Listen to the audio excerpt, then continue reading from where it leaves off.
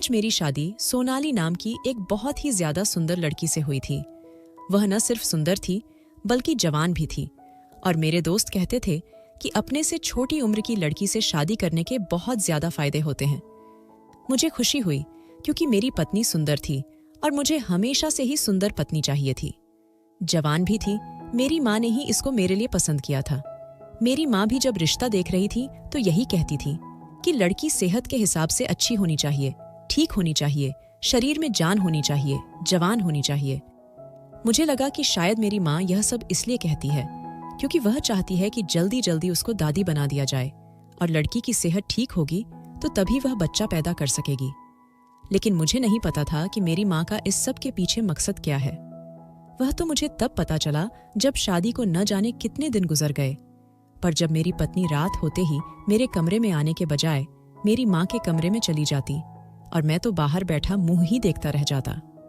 सिर्फ इतना ही नहीं, वह पूरी रात वहीं पर गुजार देती और जब सुबह बाहर आती तो कहती कि मेरी टांगों में दर्द है, तो कभी कहती कि मेरी कमर में दर्द है और लंगड़ा लंगड़ा के चलती। मैं हैरान रह जाता कि यह पूरी रात क्या करती रहती है और मेरी माँ को भी फिक्र नहीं होती कि वह इसको बाहर ही भेज दे। यह मेरी पत्नी है और मेरी माँ ने इसे अपना नौकर समझ लिया है। लेकिन फिर मेरी पत्नी मेरी माँ के साथ अच्छे तरीके से रहती भी थी और बिल्कुल भी लड़ाई झगड़ा नहीं करती थी। सिर्फ यही बात नहीं थी, जब वह दोनों अंदर कमरे में होती तो मुझे अंदर नहीं आने देती थी। मैंने इतनी दफा जाने की कोशिश की तो कहती थी कि नहीं, तू यहां से चला जा, तेरा यहां पर कोई काम नहीं है। एक दिन मैं बहुत ज्यादा उत्सुक हो गया और पहले से ही उस कमरे में जाकर छुप गया ताकि देख सकूं कि मेरी पत्नी और मम्मी पूरी रात क्या करती रहती है। मेरे दिमाग में तो ऐसी कोई बात नहीं थी जो बहुत ही ज्यादा अजीब हो, लेकिन इस कमरे में वह दोनों मिलकर जो कर रही थी वह न सिर्फ अजीब था बल्कि बहुत ही ज्यादा शर्मसार कर देता, क्योंकि वह दोनों सारी रात जमीन पर बैठकर एक दूसरे के। मेरा काम भी अच्छा था और मेरे घर में ज्यादा लोग भी नहीं थे, लेकिन प्रॉब्लम था। हमारा घर एक बहुत ही पुराना सा घर था, बिल्कुल ऐसा जैसे 1947 के जमाने का होता है। सब कहते थे कि इस घर को छोड़ दो, नहीं तो यह घर आप लोगों के ऊपर गिर जाएगा। दरअसल यह घर नहीं, छोटी सी हवेली ही थी, पर मेरी माँ कहती थी कि मैं इस घर में ही ब्याह कराई थी और यहां से मेरी अर्थी ही निकलेगी और कहीं नहीं जाऊंगी। मुझे मेरी माँ से इतना ज्यादा प्यार नहीं था कि मैं उनकी आज्ञा का पालन करता रहता। मसला यह था कि आजकल किराए पर घर मिलाना भी बहुत मुश्किल था और मेरे पास इतने पैसे नहीं थे। मैंने अपनी माँ का एक बहुत बड़ा नुकसान किया था। उन्होंने अपनी गांव वाली जमीन और अपना सारा सोना बेचकर मेरे हाथ पर रकम रखी थी और मुझे कहा था कि मैं एक बिजनेस कर लूं जिससे सारी जिंदगी हम बैठकर खा सकें। बिजनेस मेरा नहीं चला और ना सिर्फ नुकसान हुआ बल्कि कर्जदार मेरे पीछे पड़ गए। अब वह लोग मेरे पीछे थे और मैं बड़ा परेशान था। फिर सोचा कि शादी कर लेता हूं तो लड़की दहेज में कुछ न कुछ लाएगी, कर्जदारों के मुंह बंद हो जाएंगे। लेकिन लड़की भी दहेज में कुछ ज्यादा लेकर नहीं आई, पर फिर भी जो पैसे उसके माँ बाप ने दिए उससे मैंने कर्जदारों के मुंह बंद कर दिए। अब मेरी माँ न सिर्फ मुझे दिन रात बातें सुनाती थी बल्कि कहती थी कि तुझ पर मैं जिंदगी में कभी भरोसा नहीं करूंगी। और मैं कहता था कि आपकी जिंदगी रह कितनी सी गई है और अब आपके पास है ही क्या। वह कहती थी कि हवेली तो मेरी है, मैं तेरे नाम करके नहीं जाऊंगी। और मैं हंसता था कि फिर और किसके नाम करके जाएंगी यह हवेली। न सिर्फ यह हवेली बहुत पुरानी थी बल्कि इसमें अब तक पुराने जमाने का सामान भी पड़ा था। एक बार तो एक टूरिस्ट भी यहां आ गया था और कहता था कि मुझे अंदर से अपनी हवेली दिखा दो तो मैं आपको कुछ पैसे दे दूंगा। और हमने उस दिन उससे डॉलर कमा लिए थे, वह भी सिर्फ अपना घर दिखाकर। लड़की वाले भी गरीब थे, किसी तरह से उन्होंने दहेज का इंतजाम किया था, इसलिए इस बारे में कुछ बोल नहीं पाए कि आप लोगों का घर तो बहुत पुराना है।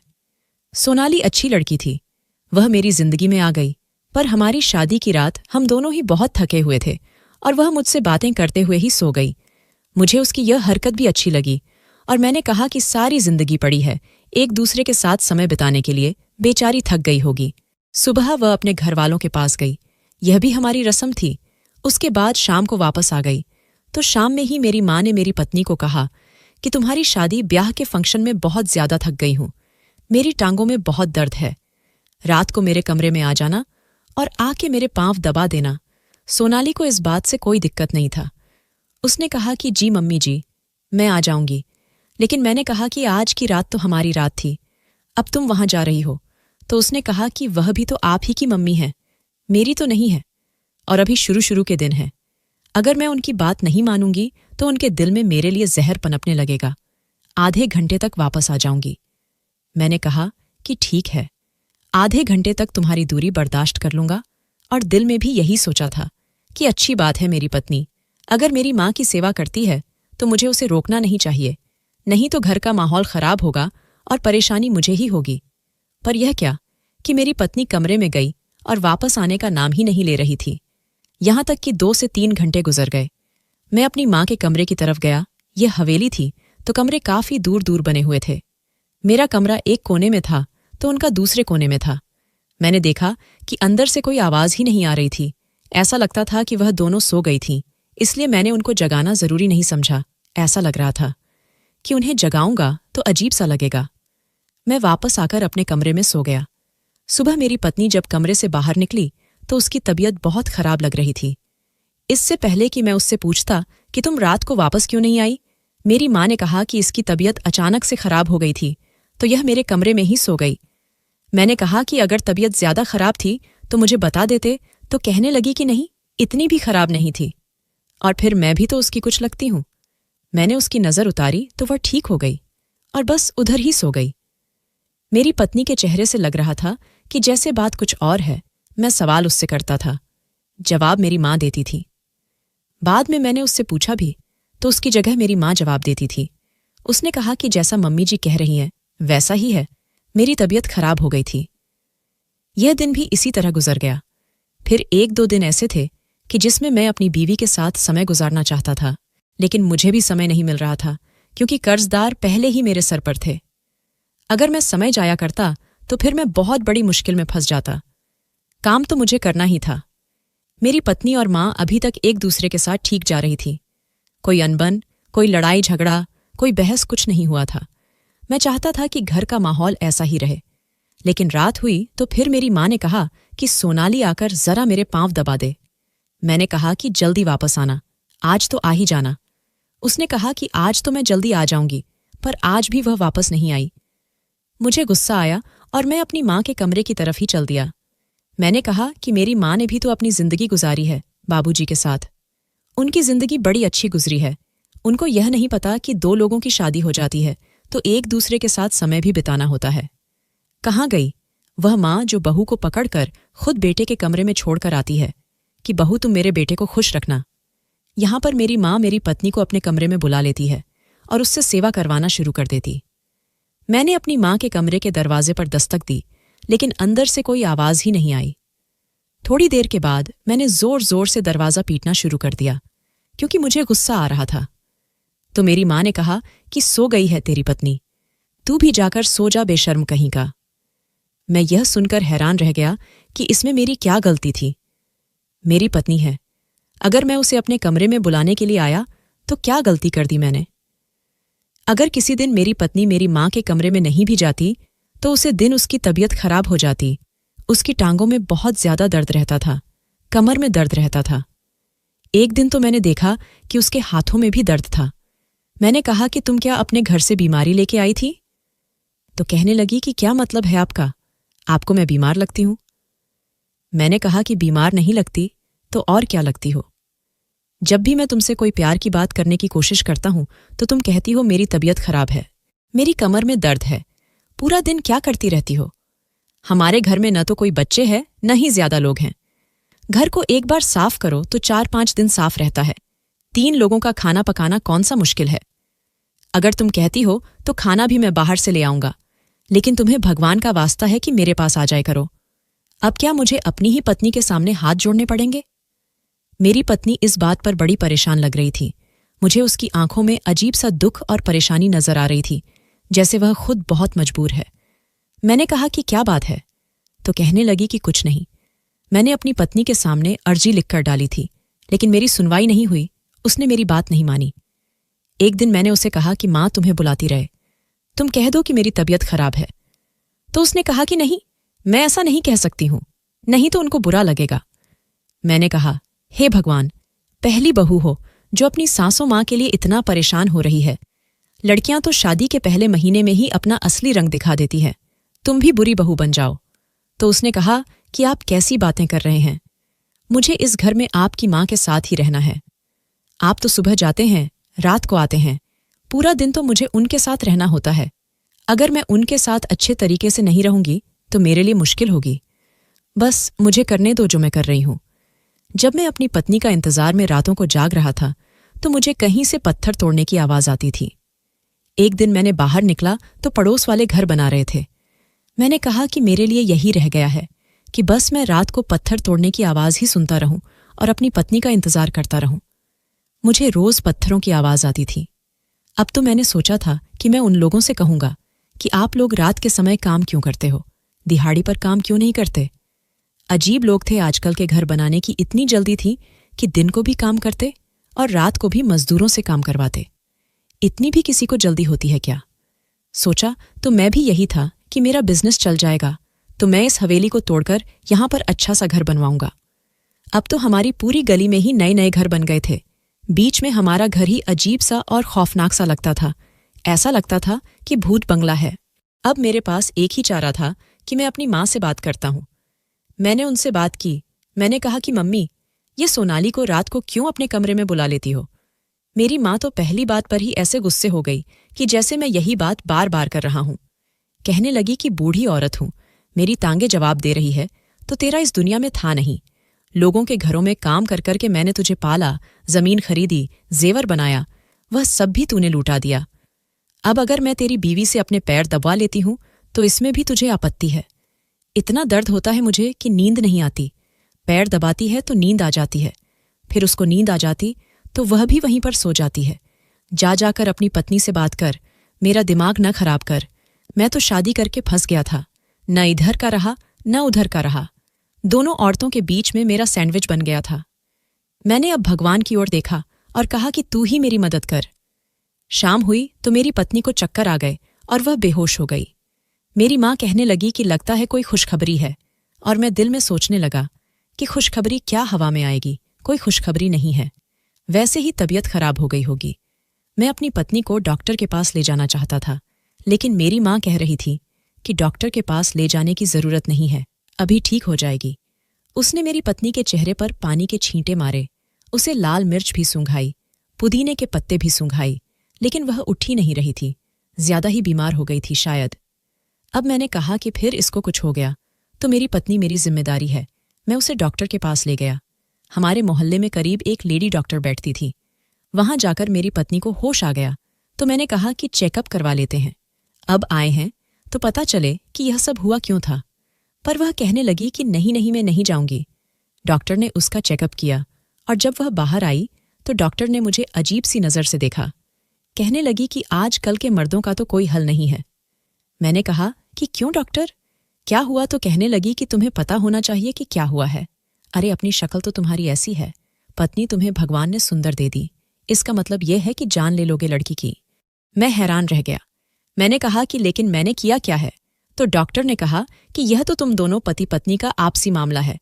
तुम लोगों को पता है कि क्या किया है, लेकिन पुरुष के जिस्म की भी एक हद होती है। जरा से ज्यादा मेहनत मजदूरी नहीं कर सकता है, और तुमने इससे कोई इतना ज्यादा मुश्किल काम करवाया है कि इस बेचारी को चक्कर आ गए, इसका बीपी लो हो गया और ये बेहोश हो गई। और जिस तरह से ये होश में नहीं आ रही थी, अगर इसी तरह कुछ वक्त ज्यादा गुजर जाता तो फिर और बहुत बड़ा मसला बन जाता। अपनी पत्नी को कुछ दिन आराम भी करने दिया करो, उसके पीछे न पड़े रहा करो। यह मोहल्ले में बैठने वाली लेडी डॉक्टर थी। मोहल्ले की औरतों को बर्दाश्त करती थी। इसकी जबान कड़वी थी, लेकिन यह जिस किस्म की बातें कर रही थी, मैं समझ गया था कि उसका इशारा किस तरफ है। वह कहना चाहती थी कि आप अपनी पत्नी के साथ ज्यादा समय नहीं बिताया करें, उसे थोड़ा आराम करने दिया करें। पर उसे कौन बताता कि यहां पर तो आराम ही आराम चल रहा है। पर यह सोचकर मैं हैरान हुआ कि अगर ऐसी बात है तो फिर डॉक्टर ने यह सब क्यों कहा कि मेरी पत्नी को आराम करने की जरूरत है और उसके साथ कुछ ज्यादा ही हो रहा है, जबकि वह तो अभी तक ठीक से मेरी हुई भी नहीं थी, मेरे पास भी नहीं थी। अगर मैं अपनी पत्नी के बारे में सोचता तो वह अच्छी लड़की थी, खूबसूरत थी, मेरे साथ अच्छे तरीके से बात करती थी। मैं आता था तो मुझे खाना खिलाती थी और शाम तक हम लोग एक दूसरे के लिए बिल्कुल पागल हो जाते थे। लेकिन जैसे ही रात होती तो मेरी माँ उसे अपने कमरे में बुला लेती थी। और आजकल मैं देख रहा था कि मेरी पत्नी के चेहरे पर अजीब सा डर था। वह हमेशा डरी डरी रहती थी। एक दिन मुझे कहने लगी, आपको मुझसे कितना प्यार है? तो मैंने कहा, बहुत ज्यादा। तो उसने कहा, फिर भी कितना बताइए ना। मैंने कहा, क्यों पूछ रही हो? तो कहती है कि आप कहीं मुझे छोड़ तो नहीं दोगे। मैं उसे क्यों छोड़ता? वह पता नहीं इस तरह का सवाल क्यों कर रही थी। मैंने उसे कहा कि नहीं, मैं तुम्हें कभी नहीं छोड़ूंगा। लेकिन वह हमेशा डरी रहती थी, मेरी माँ से भी डरती थी। एक दिन फोन पर किसी से बात कर रही थी और मैं जानता था कि अपनी माँ से बात नहीं कर रही थी, शायद अपनी किसी सहेली से बात कर रही थी। कह रही थी कि मेरी सासू माँ ने मुझे बहुत तंग कर रखा है, मैं बहुत परेशान हूं और मुझे यह समझ नहीं आती कि मेरा इस घर में वक्त कैसे गुजरेगा। यह तो मेरा पति अच्छा है, नहीं तो अभी तक हमारा रिश्ता भी दांव पर लग जाता। ये बात सुनकर मैं हैरान रह गया कि हमारा रिश्ता दांव पर कैसे लग सकता था। वह ऐसी बातें क्यों कर रही थी? जैसे ही मैं कमरे में आया, उसने फौरन फोन बंद कर दिया। मैंने कहा कि क्या बात है, किससे बात कर रही थी? फोन क्यों बंद कर दिया? बात कर लेती। तो कहने लगी कि मैं अपनी माँ से बात कर रही थी। मेरी पत्नी मुझसे झूठ क्यों बोल रही थी? उसे मुझसे झूठ बोलने की क्या जरूरत थी? बात तो वह अपने दोस्त से ही कर रही थी, बार बार उसका नाम भी ले रही थी, तो फिर उसने मुझसे झूठ क्यों बोला? मेरी माँ की हरकतें भी आजकल कुछ अजीब सी थीं। वो इस घर को बेचने की बात कर रही थी। मैंने उनको किसी से बात करते हुए सुना। कहने लगी कि बस कुछ दिन की बात है, 2 महीने बाद मैं यह घर बेच दूंगी। और मुझे यह नहीं बताया कि घर क्यों बेच रही है, किसको बेच रही है। वह तो कहती थी कि इसी घर से मेरी अर्थी उठेगी। अब अचानक से यह घर बेचने की बात कहाँ से आ गई और मुझे बताना जरूरी नहीं समझा। मैंने अपनी माँ का बहुत नुकसान करवाया था, यह सच है। उसके बाद से उनको मुझ पर भरोसा नहीं था। लेकिन घर की बात तो मुझे बतानी चाहिए थी ना, पर उन्होंने मुझे नहीं बताई। मेरी पत्नी जब भी मेरी माँ के कमरे में रात को जाती थी, उसकी हालत खराब होती थी।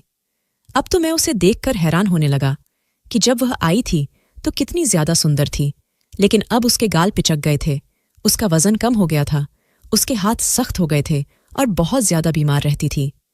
इतनी ज्यादा दवाइयां खा ली थी कि पर उसकी हालत सही नहीं होती थी और ठीक भी नहीं होती थी।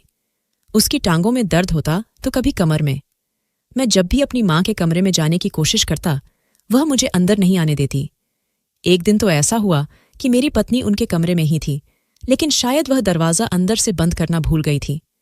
मैं भी खुश हो गया कि दरवाज़ा खुला हुआ है, पर मैं जैसे अंदर आने लगा, उन्होंने दरवाजे को हाथ से बंद करने की कोशिश की और इधर से मैंने धक्का लगाया तो उन्होंने अंदर से धक्का लगाया और दरवाजे को पकड़कर मेरे मुंह पर मारा। मतलब उनको बस यही फिक्र थी कि ठीक है, मैं कमरे के अंदर ना आ जाऊं। उन्होंने यह भी नहीं देखा कि दरवाज़ा मेरे मुंह पर लग गया है। मैंने कहा कि ये क्या मम्मी, दरवाज़ा खोलो।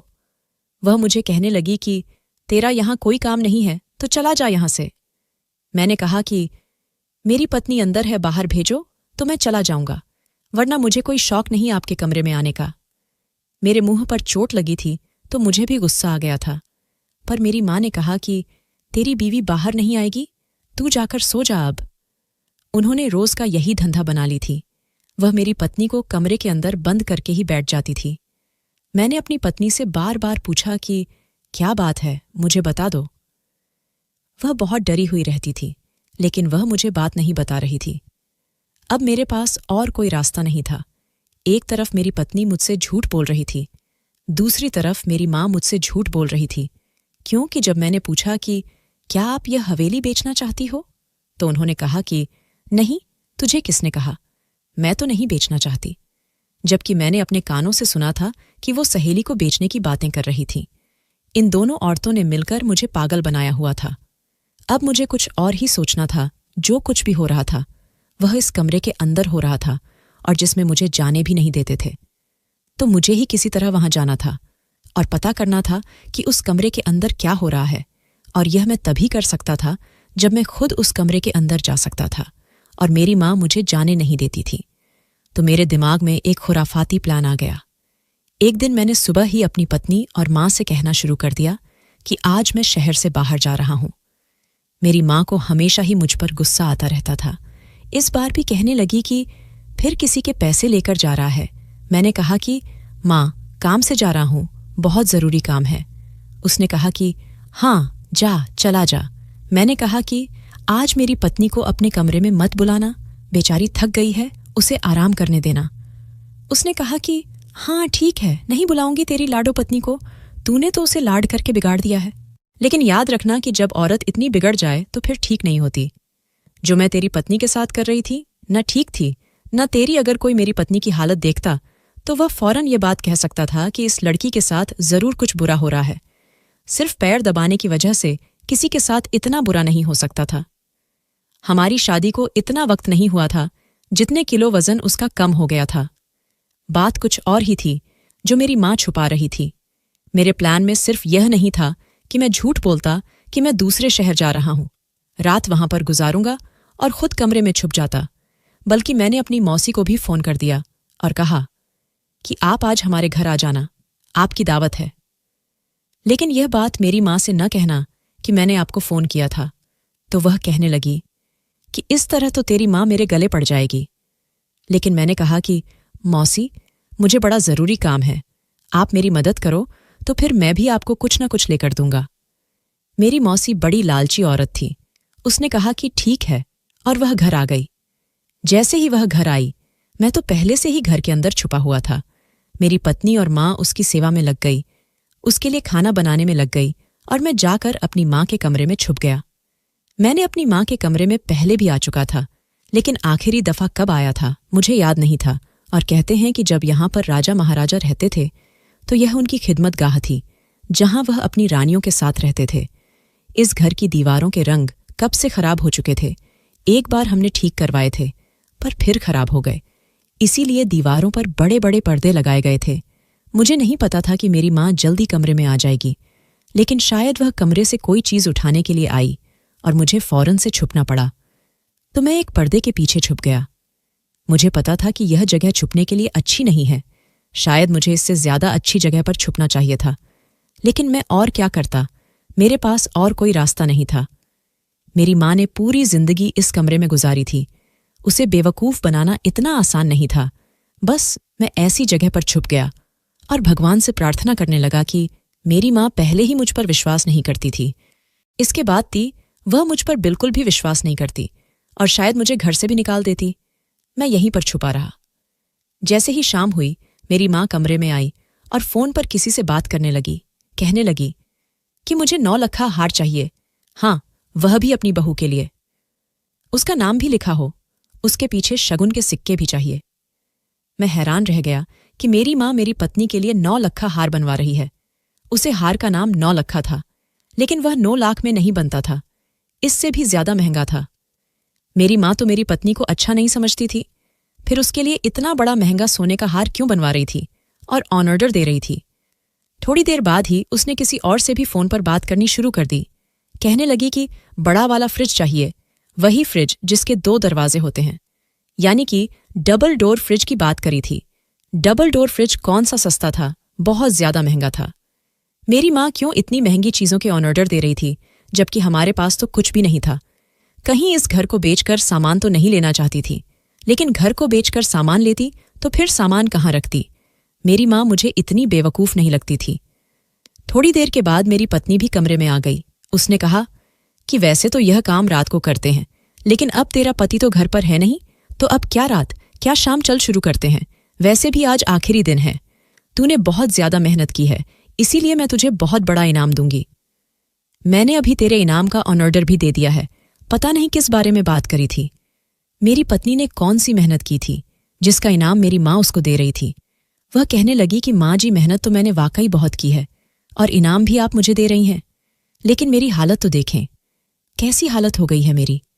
मैंने आपको पहले ही कहा था कि यह काम बड़ा मुश्किल है, मुझसे नहीं होगा। मेरी माँ ने कहा कि हाँ मुश्किल है, लेकिन फल भी तो इतना बड़ा मिल रहा है और इसके बाद हमारी जिंदगी में कोई मुसीबत नहीं आएगी। बड़े से बंगले में रहेंगे, नौकर चकर होंगे, गाड़ियां होंगी, तेरे पास सोने के गहने होंगे, तू जो कहेगी मैं ला कर दूंगी। तेरी आंखों में इतना दुहक क्यों है, मुझे पता है तेरा बड़ा नुकसान हुआ है, लेकिन यह भी तो सोच कि मैं बूढ़ी औरत हूं, मुझसे यह काम नहीं होना था। तू मेहनत ना करती तो यह सब कुछ कैसे होता। मेरी पत्नी ने कहा कि आप अपने बेटे से भी तो यह काम करवा सकती थी ना।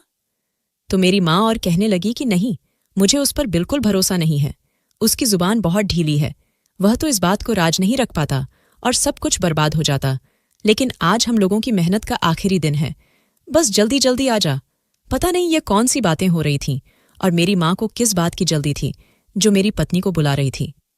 जब मेरी पत्नी ने हाथ में एक फावड़ा उठा लिया तो मैं हैरान रह गया कि इस कमरे में फावड़े का क्या काम है। उसके बाद इस कमरे में जो हुआ वह देखकर तो मेरी आंखें फटी फटी रह गईं।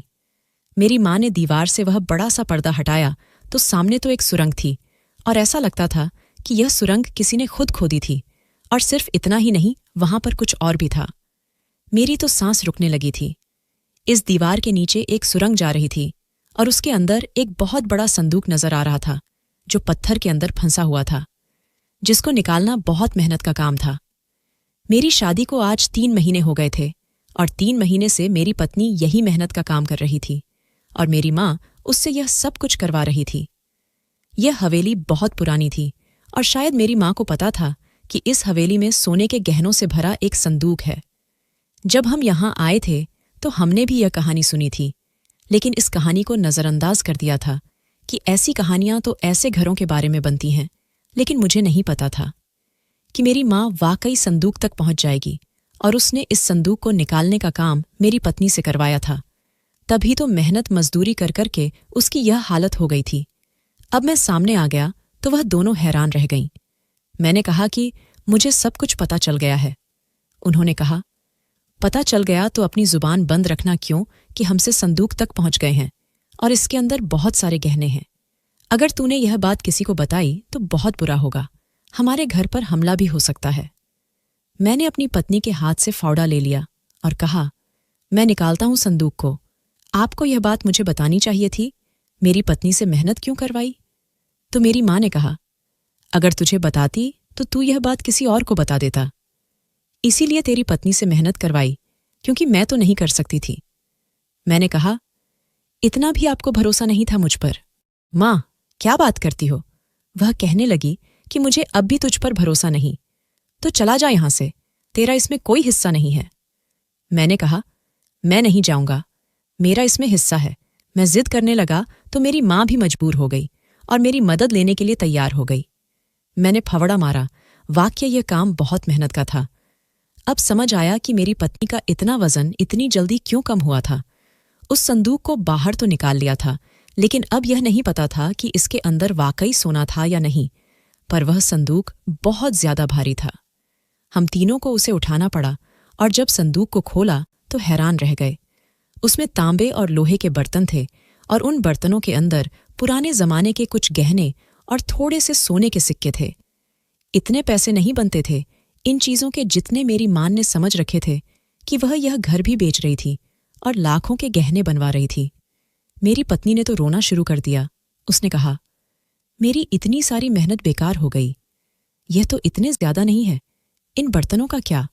मैंने कहा, यह बर्तन भी बिक जाएंगे। मैं अपनी पत्नी को तसल्ली देने लगा और मेरी माँ ने अपना सिर झुका लिया, क्योंकि उसने सोचा था कि यह संदूक सोने से भरा होगा और हमारी सारी जिंदगी हमें पैसा नहीं कमाना पड़ेगा। क्योंकि जब हमने इस संदूक के सारे गहने और सोने को निकाला तो वह लाखों रुपये बने, करोड़ों नहीं। और लाखों भी इतने ज्यादा नहीं थे। बस हम लोगों ने फिर यह हवेली भी बेच दी और थोड़े पैसे साथ मिलाकर एक छोटा सा घर ही खरीद पाए। उसके बाद भी हम बिजनेस नहीं बना सके। मेरी पत्नी के साथ वाकई बहुत बुरा हुआ। उसने कहा कि मैंने भी लालच किया था, इसलिए मुझे लालच की सजा मिली है। आप लोग बताएं कि सजा किसको मिली और सबसे ज्यादा बुरा किसके साथ हुआ? दोस्तों, वीडियो कैसा लगा कमेंट करके जरूर बताएं। वीडियो को लाइक और चैनल को सब्सक्राइब जरूर कर दें।